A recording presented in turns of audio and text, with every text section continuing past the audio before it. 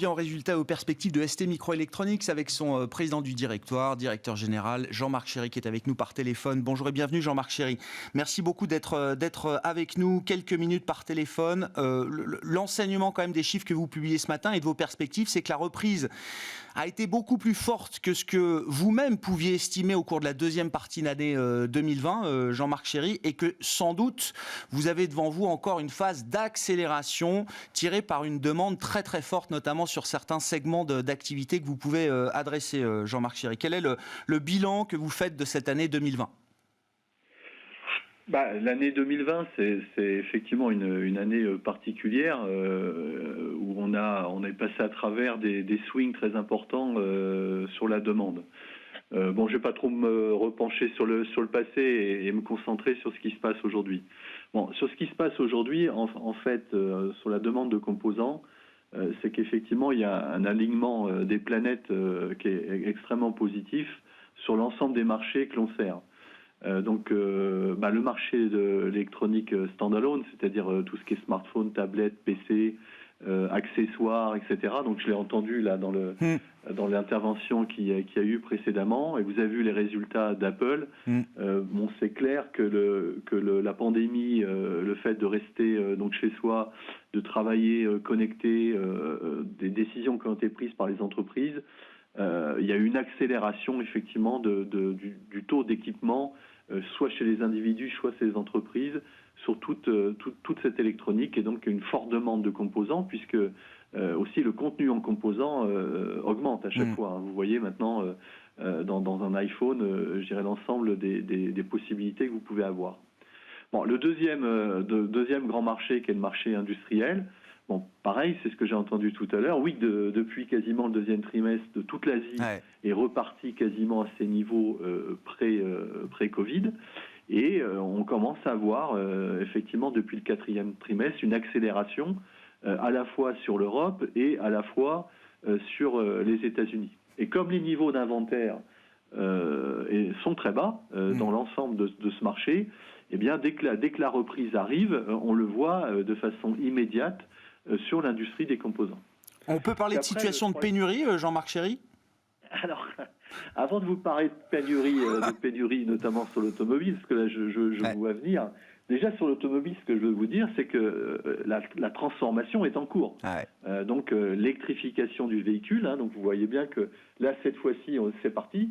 Le nombre de véhicules donc complètement électriques ou hybrides est en train d'exploser. Donc il y a une transformation de cette industrie qui est en train de se faire, et l'industrie électronique et l'industrie des composants est un partenaire clé dans cette transformation. Puis après, il y a l'automobile classique.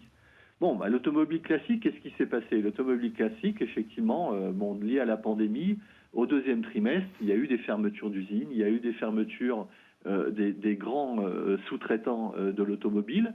Comme d'habitude, cette industrie travaille à peu d'inventaire, donc a mis les inventaires à zéro. Et puis, à la sortie de l'été, a commencé à réagir. Et sauf que l'ensemble des capacités de fabrication mondiale de composants, parce que la situation que je viens de vous décrire, est fortement chargée.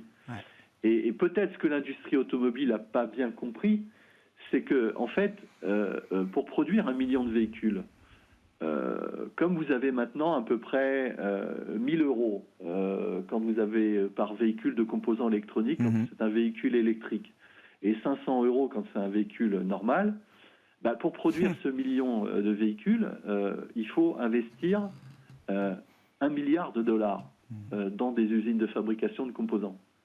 Donc si vous voulez, je comprends bien que les fabricants automobiles disent c'est quand même pitoyable de mettre en arrêt de chaîne une usine pour un chips d'$1, mais ce qu'il ne faut jamais oublier, c'est que pour produire 1 million de véhicules, il faut investir 1 milliard de dollars dans des usines de fabrication de composants pour pouvoir les approvisionner. Et ça ne s'invente pas du jour au lendemain. Donc aujourd'hui, oui, on est dans une situation où la demande globale de composants excède de façon importante, et notamment la demande court terme, les capacités de fabrication et d'assemblage. Et donc l'industrie des semi-conducteurs est en train de s'organiser, est en train de réagir. Hein. C'est une situation qui va s'atténuer au cours de l'année, là, cette tension extrême entre la demande et l'offre. Comment vous voyez évoluer cette situation au cours de 2021, Jean-Marc Chéry ? Je pense qu'elle ne s'atténuera pas avant la fin de la première partie de l'année. Ouais. Et donc elle devrait s'atténuer graduellement sur la deuxième partie de l'année. Vous voyez bien, une compagnie comme la nôtre, on a augmenté notre niveau d'investissement, hein, donc, puisque maintenant on va quasiment investir 2 milliards. Et ces investissements vont arriver entre le premier et le troisième trimestre, et donc vont bénéficier à augmenter les capacités de production au-delà de ce qui était prévu entre le deuxième et le troisième trimestre donc de l'année 2021. Donc bénéficieront, je dirais, à relâcher ces tensions sur la deuxième partie de cette année. Ça vous met en capacité aujourd'hui d'exercer un pricing power significatif, Jean-Marc Chéry ? Si vous voulez, on n'agit pas de façon opportuniste. Encore une fois, c'est ce que je vous disais tout à l'heure. Je pense qu'il faut simplement prendre conscience que pour produire un million de véhicules, l'industrie des semi-conducteurs doit investir 1 milliard. Ouais. Et donc, à un moment donné, il faut que tout le monde y participe. Qu'on y participe un peu, quoi. C'est ça le sujet. Et le sujet n'est pas d'être opportuniste sur les prix. Le sujet est de je dirais, contribuer de façon équitable aux investissements massifs qui sont faits par l'industrie des semi-conducteurs. J'ai en tête, on s'était parlé il y a 1 an, au cœur du premier confinement, je crois, Jean-Marc Chéry, et vous nous expliquiez à l'époque que votre usine la plus en pointe, qui est votre usine de Crolles, je crois, aux portes de Grenoble, en Isère, vous arriviez à la faire tourner à 100% de sa capacité avec la moitié des équipes sollicitées, Jean-Marc Chéry. Je ne sais pas si c'était prévu dans les plans de STM de pouvoir faire tourner ces usines à 100% avec seulement 50% des équipes, mais qu'est-ce que vous en retenez comme enseignement ? Ce que l'on retient comme enseignement, c'est clair que l'usine de Crolles est à la pointe. C'est une usine 4.0, hein, donc elle est fortement automatisée. Je dirais les tâches des collaboratrices et des collaborateurs qui y travaillent sont plutôt des tâches qui sont liées aux équipements et liées je dirais à la maintenance, liée à la maîtrise des procédés, et il n'y a plus de tâches, je dirais, une valeur ajoutée.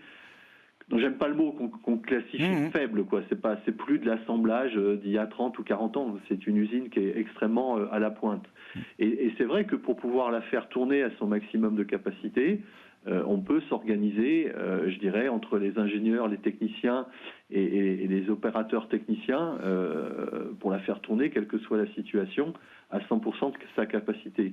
C'est ce qu'on a su faire, hein. Donc encore une fois, au pire de la pandémie et je dirais de l'émotion qu'il y avait autour de cela, on a su garantir à nos employés les conditions pour opérer de façon tout à fait saine et protégée. Donc on s'est battu avec conviction pour ça, on est passé à travers et on est en train d'augmenter de façon importante la capacité de fabrication, puisqu'elle va passer à peu près en 2021 de 6000 tranches 300 mm produites, 6000, 6002 à quasiment 7008. Hein, donc on va augmenter quasiment de 30% la capacité de fabrication de l'usine de Crolles. Une question aussi peut-être sur la neutralité carbone que vous atteindrez en 2027. Hein, je crois que c'est le plan de marche qui a été communiqué par ST Micro en fin d'année dernière. Jean-Marc Chéry. Alors évidemment, beaucoup d'entreprises communiquent sur cet objectif de neutralité carbone. On comprend que c'est un prérequis aujourd'hui avec une pression très forte, beaucoup de parties prenantes qui estiment que ça devient indispensable. Est-ce que ce plan de marche participera aussi à la création de valeur pour vos actionnaires, Jean-Marc Chéry ? De toute façon, déjà, c'est une conviction propre de l'entreprise qui date pas du CEO présent. Hein. Donc, je vais certainement pas m'approprier, je dirais, cette décision, puisque l'engagement sur l'environnement a été, je dirais, démarré dans les années 90 par Pasquale Pistorio. Je rappellerai toujours que ST a été la première compagnie de semi-conducteurs au monde qui avait tous ses sites de fabrication certifiés EMAS, qui était la norme la plus, je dirais... exigeante, contraignante, je dirais, en termes d'environnement. Donc là, maintenant, aujourd'hui, je dirais, on a cru énormément, puisque là, on fait 10-2, et je communiquerai les chiffres pour 2021 le temps venu. Donc pour nous, c'est indispensable, effectivement, de maîtriser nos émissions directes, et on sait exactement, de par nos process de fabrication, quelles sont les émissions directes, et on sait comment les neutraliser. Ça, c'est le premier objectif. Deuxième objectif, on sait comment on doit optimiser nos consommations d'énergie. C'est la raison pour laquelle on a fait un accord stratégique avec Schneider pour pouvoir travailler à mieux optimiser nos consommations d'énergie par unité de pièces produites, et puis aussi, surtout, à utiliser beaucoup plus d'énergie renouvelable qu'aujourd'hui.